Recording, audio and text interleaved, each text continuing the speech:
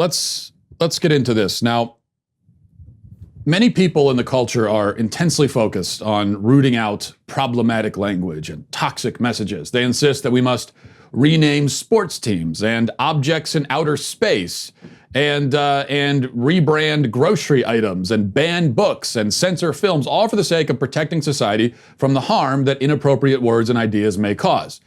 Anyone who steps outside the perceived lines of decency is condemned with a hostility that we once reserved only for rapists and murderers. It would be quite confusing then for any alien who lands on this planet or any person who emerges after being lost in the rainforest for the past 5 decades to discover just what sort of media these perpetually scandalized damsels in distress enjoy.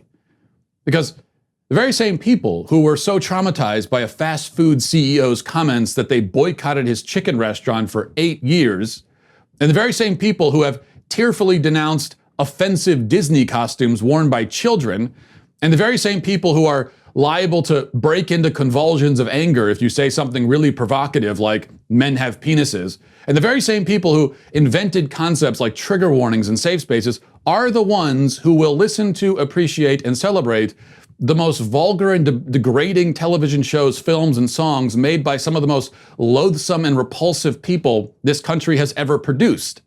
They are Puritans about all that is innocuous and libertines about all that is genuinely objectionable.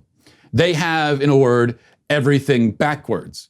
And never has that contrast been clearer than with the reaction to the latest bit of audible sewage from the rapper Cardi B. Now, before we get into the song, we should note that Cardi B, a former stripper, has admitted publicly that she used to drug and take advantage of men. In her own words, in fact, listen to this. You gotta go to a good studio and you gotta put in that bread. I did it with my money. So for a to say that I don't deserve it because I don't put in no work, now that's when I feel like is bugging. Because I did it myself. Must have forgot the that I did. So survive. Like, I had to go straight. I had to go, oh yeah, you wanna me? Yeah, let's go to this hotel. And I drug up and I robbed them. That's what I used to do. Nothing was motherfucking to me, my nigga. Nothing. So for a to motherfucking say that I don't deserve that's when I know they're bugging. Because they do not know the that I have to do. A real scholar there that we have on our hands. Cardi B Cosby's weak excuse for this behavior is that she had to do it to survive. Yet she has elsewhere bragged that she made up to $3,000 a night as a stripper and had $35,000 in singles saved by the time she turned 22. CCIRS. For comparison's sake, a surgeon earns around $120 an hour, which means that Cardi B, by her own testimony, was taking in substantially more than a surgeon just by taking off her clothes, and yet she needed to lure men back to her hotel room, drug them, and rob them in order to stave off starvation? Somehow the story doesn't add up. It would seem that she is simply a sociopath and a predator who enjoys preying upon other human beings, like Bill Cosby, who also drugged people and took advantage of them.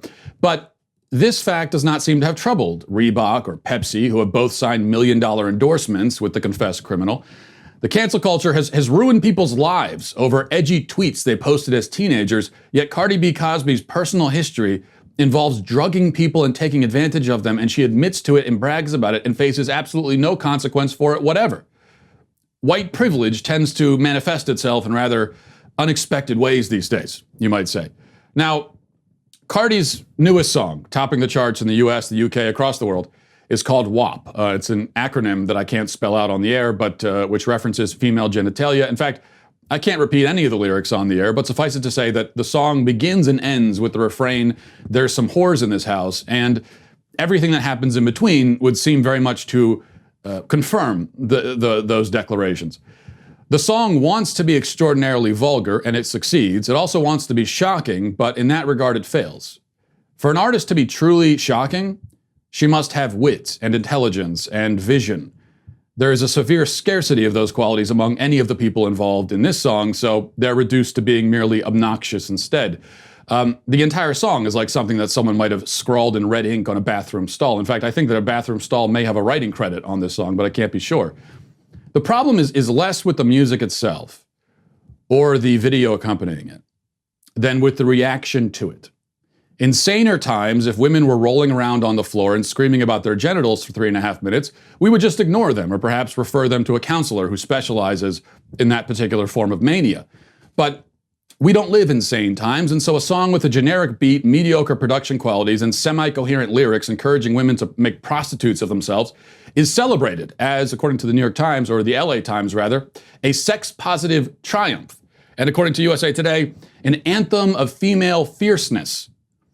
And it gets even more absurd than that. There's an article on a website called Complex, which hails WAP as a great cultural achievement.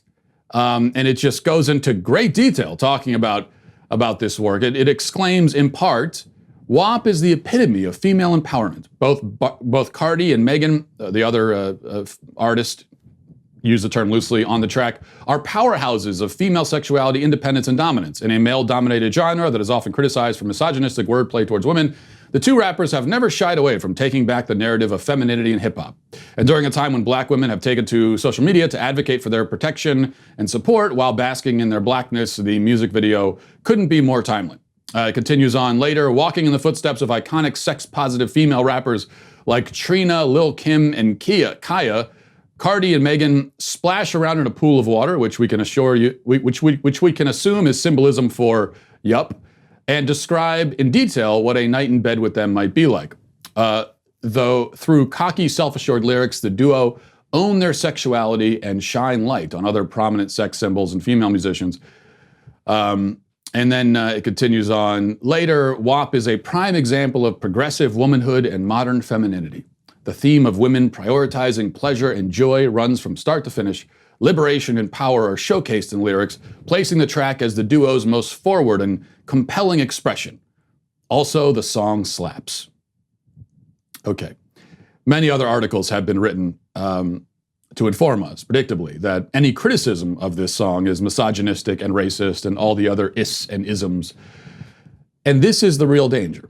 There has always been stupid, degraded vulgarity in the world, but it becomes especially, to use the favorite term of gender studies majors, problematic when the degradation is presented to our children as something to aspire to. So that's the issue here.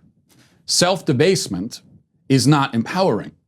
And it is rather important that we make this point, even if it does provide the people who are recently offended by a can of beans an opportunity to call someone else a snowflake for a change. But the difference between this criticism that I'm making right now and leftist snowflakery is that the criticism here is warranted, and the message being criticized is actually harmful.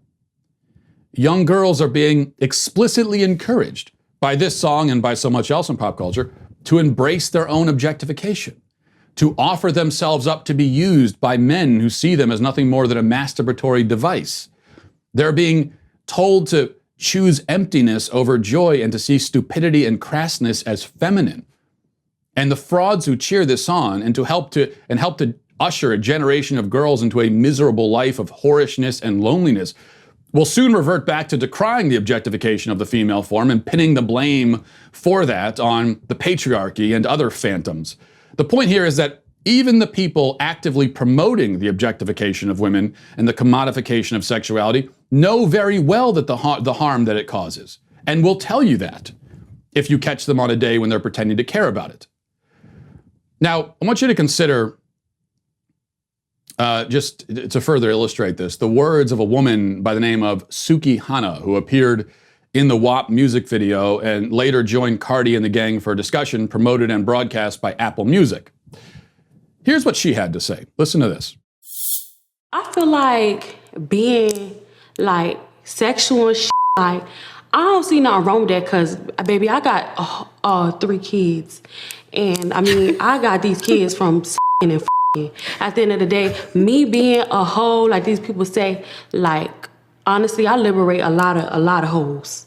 You feel me? When I hear Cardi talk about popping some me and my is with it, like that liberate us because it's like you self-respect as hoes, cause how y'all got self-respect? Like, I don't think y'all got self-respect like that, cause first of all, you supposed to tax these, that's self-respect. You feel me? Like, it make me feel liberated. Like, I love crossing boundaries. Because guess what? Scared money don't make no money. If you're going to be scared to get that money, you're going to be scared to be yourself and say, this who I am, then you ain't going to get that coin like that. Facts. Leaving aside the fingernails there that must make it impossible for her to eat a Cheeto without blinding herself, notice the question she poses. How y'all got self-respect, she asks. She quite literally doesn't even understand the concept of self-respect. She goes from recoiling at the very idea that a woman would respect herself to suggesting that true self-respect is to be found in the payment a man renders after having sex with you. Need I explain the problem here? People pay for goods and services. To get paid for your sexuality is to have it treated with the same reverence that one affords a hamburger or an oil change. You have reduced yourself, your body, your very person, to a commodity and offered it to someone who doesn't care about you, certainly doesn't love you, and sees you only as a means to an end.